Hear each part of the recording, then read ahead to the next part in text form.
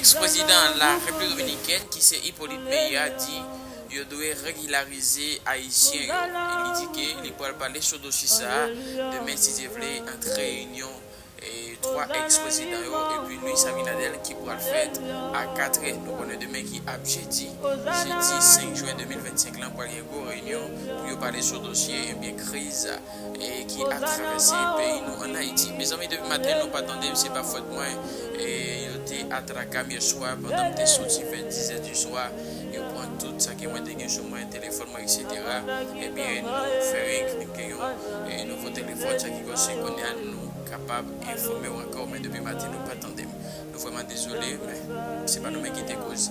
En attendant, Hippolyte Meillat qui a pas plus de détails. À la prochaine.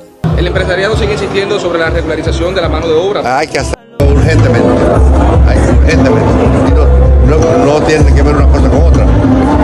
Tiene que llegar a acuerdos sectoriales. La producción, el campo, son necesidades reales de este país. Pero hay sectores más conservadores que dicen que no. Aquí hay comercianos y ellos son problemas históricos que no tienen nada que ver con los... Digo, tiene que ver, pero no tiene que ver eso obstáculos. Hicimos los españoles cuando llegamos aquí. ¿Qué tú eres que hicimos? ¿Qué matamos los indios? Tú vas a empezar a echar para atrás lo que era mi bisabuelo.